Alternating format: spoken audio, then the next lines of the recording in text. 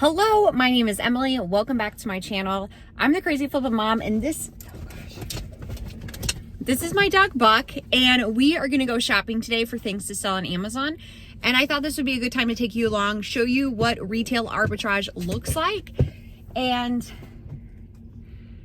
he loves the car so much. It's his all-time top 3 favorite places to be. But Buck,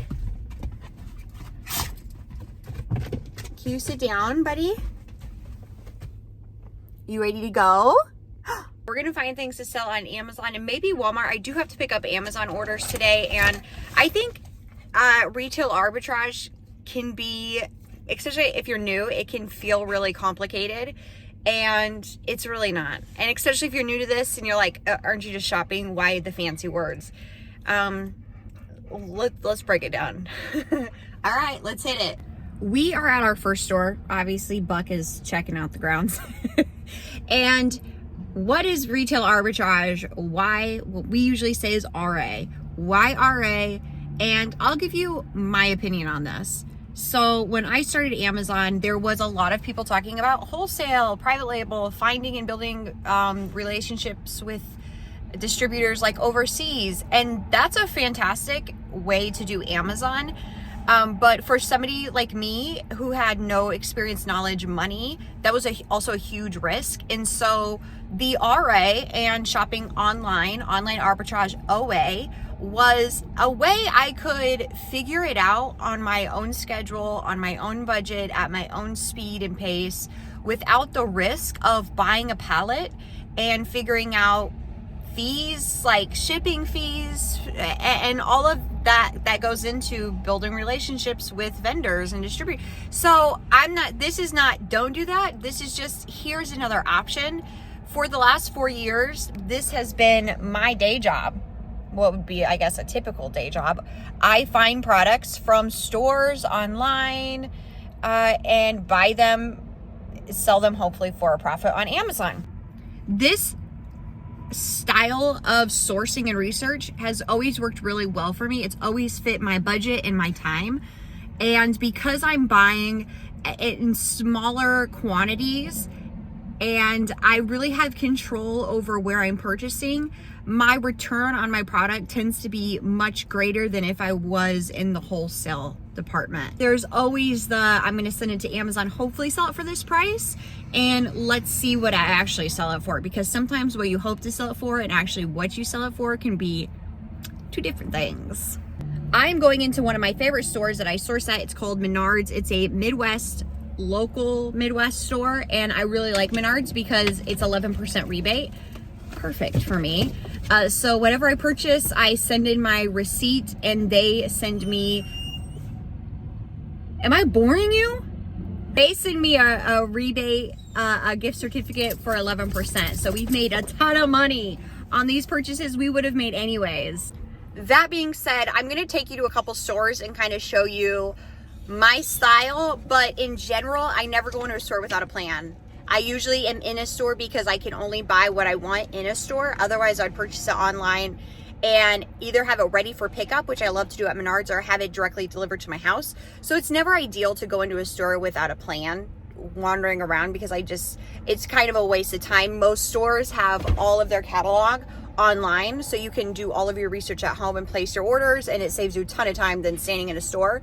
But for the sake of this, I want to walk around and show you some potential products that maybe you're missing. And if you are just starting, a lot of times research and shopping at the beginning does look like wandering around a store, and that's okay. Where you're at on day 1 and where you're at month 5 look very different, and you really pick up pace, you get momentum, you figure out a process and a plan to what sourcing and research looks like for you. So if you are feeling slow and you go into a store and you're not buying a lot, or even online you don't find a lot, that's very, very typical. It takes time to create this skill set, and it also takes time to have the eye for what people are buying right now. Are you tired, or what's happening?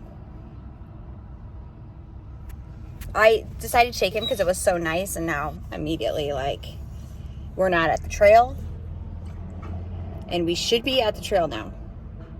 Should we go to Menards? Yeah.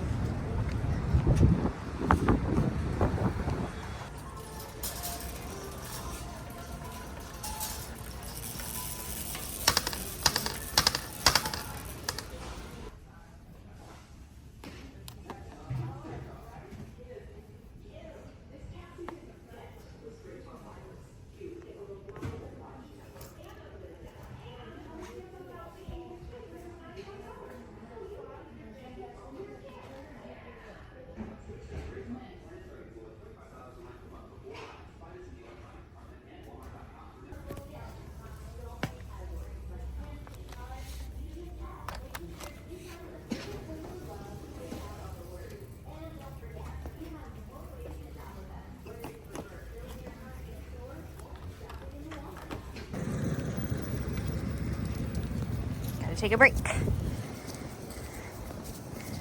Welcome back to my channel. This is day 2 of Retail Arbitrage, and my hair is too big for the shot here. Let's tone her down a little bit. So I am downstairs because my dog is here and he's a menace to society, and so you may hear the furnace going because we need to be heated. Okay, that's enough explanation for that. We are talking about retail arbitrage today, and hopefully I can give you some clarity on what it is, what it looks like, what it is, boy, what's up, every good girl. This is gonna be chaotic. Start over. After walking through a store, looking at product, maybe you're still like, what does this mean? What am I supposed to do? What am I supposed to look for? A lot of times, if you are going into a store without a plan, you have an app on your phone like Keepa or Scoutify, so you can scan the product, and then those apps will give you real-time numbers. And in Scoutify, if you program it before you go, you can say, here's what I want to find in a store, and it will actually give you a thumbs up or thumbs down if it meets your requirements, which is really nice. But like bottom line, if I find something like on the clearance shelf, I'll at least look it up on Amazon and do those steps that I've showed you in other videos to vet the listing and make sure this could be a potential opportunity.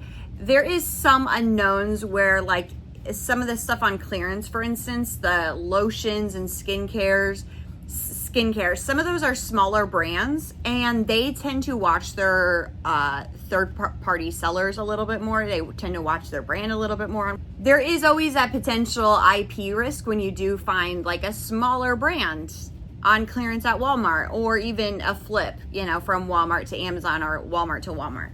But I'm at least going into the store. Typically what I do is if I go in with a plan, but then if I see something that looks like it, like say there's a new movie coming out, Ninja Turtles was a really popular one, and there's a new toy out, typically I'll take pictures, and when I come home, I'll research everything. So I spend a good hour or two most nights researching. This is just part of my daily practice, and that's when I say most of my time is sitting at a computer researching. Yeah. So when I am in a store, I know exactly what I'm in there to get. And yes, there is room for like clearance and things popping up, but typically I am trying my best to save time. So yeah, I like to source on my computer. I prefer to purchase online and have it all ready for pickup and ready to go, but you know, sometimes you can't do that. Let's talk about retail arbitrage etiquette. And depending on what store you're going into, they will or will not appreciate you shopping for resell. And it really depends probably on the amount of product you're buying. So I personally have never had a problem at Walmart, Target, Menards. Those are my go-to where I'm actually in person. And it's funny because Target, there's always this meme that goes around the reselling community around Q4 that says, it's supposedly from Target, watch out for sellers. They're coming. Here's how you know. Here's how you block them, blah, blah, blah. And I'm not saying it's not real, but I have personally never had a problem with that. But I'm also not in the store either, right? And I think sometimes, what is Instagram doing today? I think sometimes how you behave in a store all the time matters. Are you drawing attention to yourself? Are you being a jerk? Like, I tend to go really early or really late, and so there's not a lot of people there when I shop, which is nice, because if I am finding a product that I would like to buy everything on the shelf, I'm not going to push people over. If there's a lot of people in the aisle, I wait my freaking turn. And if there's a lot of people grabbing that product, I leave some. I'm not taking everything. I'm trying my best to be nice. And this is why finding an online vendor, distributor, finding an online source, or placing orders online for pickup can sometimes be better, because I have seen a lot of times where stores are only putting like half their stock on the shelf. So it is nice when you do place bigger orders and then you have access to maybe the overstock that they have in the back room and just not what they have on the shelf. So in general, placing orders online, what you're getting is the best case scenario, but going in stores, sometimes you have to do. Sometimes you can't place the orders online. Etiquette in a store, I would say like not blocking an aisle, not beating anybody with a baseball bat. I also don't broadcast I'm selling. Resellers, the idea of a reseller, it does not give good vibes to people. They immediately think somebody's taking advantage of somebody else. And although I don't feel that's what I'm doing, and I feel okay with what I'm doing, I also want to make sure that I'm not feeding into any bad stereotypes. Actually, with Target, I was buying all of their, like towards the end of back to school shopping, I was buying a lot of back to school supplies, especially when they went on sale. And they were like, let me go get you some more out of the back. And then they helped me to the front and they scanned everything for me. And then she's like, no, we appreciate you taking all the product. We had way too much. So that's more the vibe I get. Now, if you look at my Facebook or Instagram comments, people definitely feel like I'm the stereotypical reseller. It's like price gouging. We learned the price gouging word several years ago, and we've never looked back.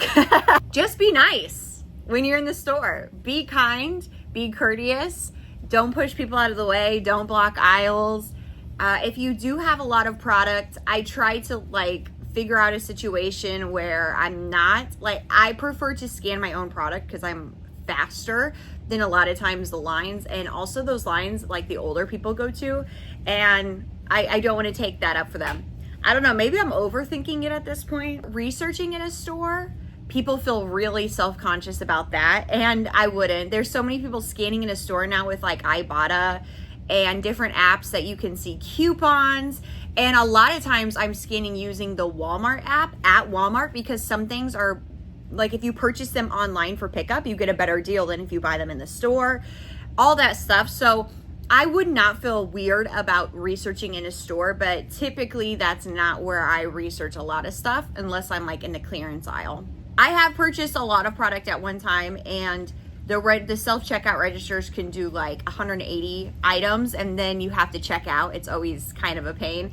And usually it's around when like any holiday season. That quantity, I cannot place that order online because they're gonna immediately be like, this is a scam, what's happening?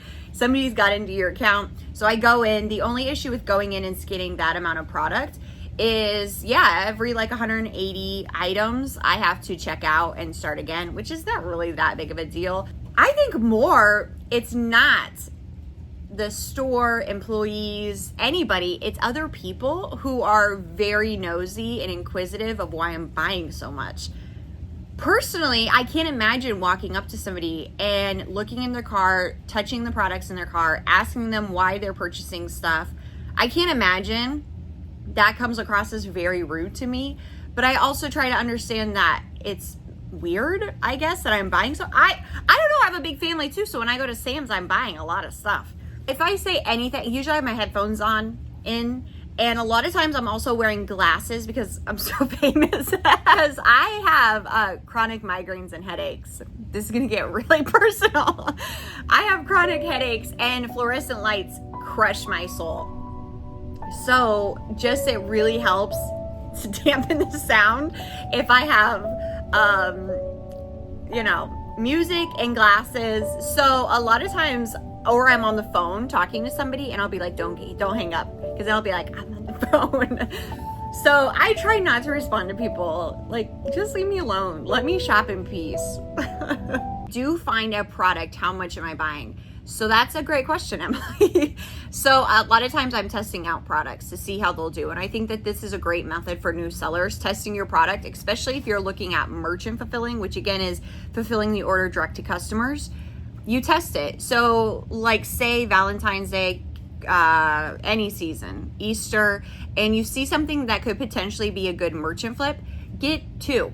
List 2, see how they sell. If they sell great, go get some more, list them and see how they sell. That's a great way to do this. Now, FBA, fulfilled by Amazon, where you ship your product into a warehouse, is a little bit more difficult to test, because by the time it gets checked in and processed, you don't have time, if it sells really fast, to send in another shipment. And that's where you take a risk based on the facts, the information you have available to you. Now, the good news is you probably only have a certain amount available to you anyways, unless you have a vendor and a source. So like, worst case, you send 40 in, they do really well, and then next year you take that information and buy 100 or 200, or you find an online source. So I definitely think there's no rush. There doesn't have to be a rush. You can test product out, and I feel like it's always better to get your product checked in, sell really fast, and wish you sent more. Then the other side is, a lot of times this happens, you send 40 in and the listing just tanks, something happens where it's suppressed, it's not selling as well, and then you're stuck with just getting rid of it, disposing of it. That is very real. It happens all the time on Amazon. That's why we talk about not overextending yourself financially, just sending in what you feel comfortable with. We are coming to the end of Valentine's, and if you can buy something like the Valentine cards on clearance and you're getting them at a quarter, you have a lot more wiggle room than somebody who's buying them at a retail price. And this brings me to another point, is people are always like, how do you buy something at Walmart and resell it on Amazon for a profit? You would be surprised that Walmart prices a lot of times are better than the prices I can get at wholesale for this item. That's amazing. So to recap, retail arbitrage is shopping in a store, Kohl's, Walmart, Target, purchasing products to resell online. And this is legal. It's only illegal if you're stealing. So you're leaving the store with a receipt, proof of purchase, which you need to defend yourself if anybody says it's inauthentic on Amazon. And yeah, that's kind of step one. Now, a lot of people can also do this same method, but online, which of course is awesome.